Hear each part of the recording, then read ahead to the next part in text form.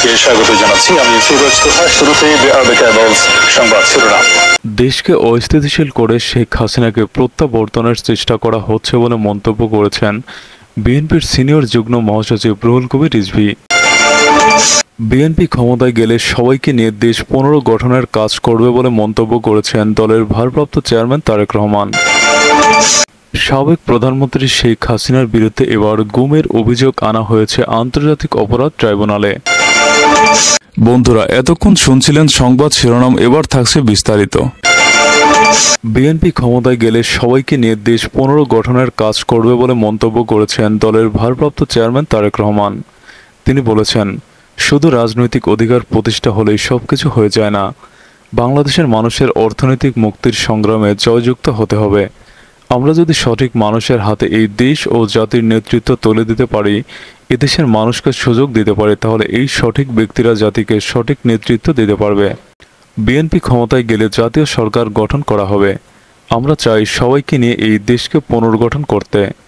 বৈষম্য বিরোধী ছাত্র আন্দোলনের সময় কিশোরগঞ্জ জেলায় নিহত 17 জনের পরিবার এবং অঙ্গহানি হওয়া 16 জনকে সহায়তা উপলক্ষে সোমবার বিকেলে কিশোরগঞ্জের পুরাতন স্টেডিয়ামে আয়োজিত এক গণসমাবেশে তিনি ভার্চুয়ালি যুক্ত হয়ে এসব কথা বলেন। বিএনপির এই নেতা বলেন, স্বৈরাচারের পতন হয়েছে, কিন্তু স্বৈরাচারের প্রেতাত্মারা এখনও দেশেই রয়ে গেছে। জনগণের রাজনৈতিক অধিকার প্রতিষ্ঠার কাজ করতে গিয়ে এমন কোনো পরিস্থিতির উদ্ভব যেন না হয়, যাতে করে স্বৈরাচার আবার নতুন করে ষড়যন্ত্র করার সুযোগ পায়। স্বৈরাচারের প্রেতাত্মারা বসে নেই, তারা তাদের ষড়যন্ত্র অব্যাহত রেখেছে। তাই গণতন্ত্রের পক্ষে সব মানুষকে সতর্ক থাকতে হবে।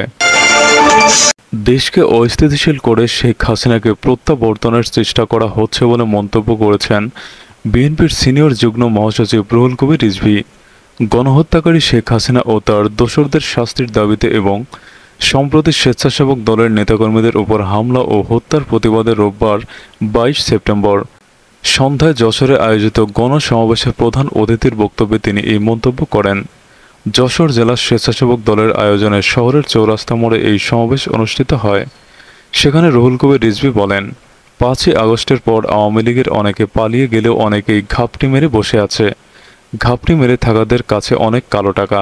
শেখ হাসিনা 16 বছরের শাসন আমলে বিদেশ থেকে ঋণ নিয়েছে 18,35,000 কোটি টাকা। টাকা পাচার হয়েছে 17,60,000 কোটি টাকা। বাকি টাকা দিয়ে কিছু উন্নয়ন করলেও তার মধ্যে থেকেও আওয়ামী লীগের নেতাকর্মীরা লুট করেছে। সেই কালো টাকা ছড়িয়ে ষড়যন্ত্র শুরু করছে আওয়ামী লীগের ফ্যাসিবাদী দোসররা। দাকবে মন্দিরে উড়োচিঠি প্রসঙ্গ টেনে তিনি বলেন, বাংলাদেশের মানুষ একসঙ্গে হিন্দুদের পূজা করে, আরতিতে অংশ নেয় সব ভেদাভেদ ভুলে। এই সম্প্রীতির দেশ বাংলাদেশ। এই সম্প্রীতি ভাঙছেন শেখ হাসিনা। ভারতে বসে ভারতকে উস্কে দিচ্ছেন তিনি। পাকিস্তান আমল থেকে বিএনপির আমল পর্যন্ত হিন্দুদের উপর হামলা ভাঙচুর নির্যাতন হয়নি, তাহলে এখন কেন হচ্ছে? শেখ হাসিনার ইন্ধনে এই অত্যাচার নির্যাতন হচ্ছে। এই চক্রান্ত আওয়ামী লীগের ফ্যাসিবাদ ও তার প্রভুদের যৌথ প্রযোজনা। শেখ হাসিনা বিচার বিভাগকে জল্লাদখানা তৈরি করেছেন মন্তব্য করে রিজভী বলেন, বিচার বিভাগ ছিল শেখ হাসিনার জল্লাদখানা, কসাইখানা। বিরোধী দলের নেতাকর্মীদের সাজা দেওয়ার জন্য শেখ হাসিনার মন মতো ব্যক্তিকে বিচারপতি বানিয়ে ইচ্ছে মতো সাজা দেওয়া হয়েছে এই কসাইখানা থেকে। এই কসাইখানা ও পুলিশ প্রশাসনে এখনও আওয়ামী লীগ সরকারের দোসররা রয়েছে, তারা এখনও কাজ করছে না। একসময় রাতের আধারে পুলিশ কত অন্যায় করেছে, আওয়ামী লীগের নির্দেশে রাতের আধারে কত নেতাকর্মীদের ধরে এনেছে। এখন আপনারা ট্রাফিক নিয়ন্ত্রণ করতে পারছেন না কেন? শেখ হাসিনা গণতন্ত্রের সব প্রতিষ্ঠা ভেঙে ফেলেছে। ভারত প্রসঙ্গ টেনে তিনি আরও বলেন, ভারতের কাছে কোহিনূর ছিল শেখ হাসিনা। শেখ হাসিনার ক্ষমতাচ্যুতিতে যেন ভারতের মনোবেদনা থামছে না। পার্বত্য চট্টগ্রাম সহ সারা দেশে যা হচ্ছে সেটা ভিন্ন কিছু। এই অস্থিতিশীলতার পেছনে বিদেশিদের হাত আছে। 5ই আগস্টের পরে শান্তিপূর্ণ দেশে বাংলার মানুষ যেন বিশুদ্ধ বাতাস নিচ্ছে। সাবেক প্রধানমন্ত্রী শেখ হাসিনার বিরুদ্ধে এবার গুমের অভিযোগ আনা হয়েছে আন্তর্জাতিক অপরাধ ট্রাইব্যুনালে। এছাড়া আরেকটি হত্যার অভিযোগ দায়ের করা হয়েছে তার নামে। ট্রাইব্যুনালের প্রসিকিউশনে রোববার এই দুটি অভিযোগ দায়ের করা হয় বলে প্রধান কৌঁসুলি মোহাম্মদ তাজুল ইসলাম জানান।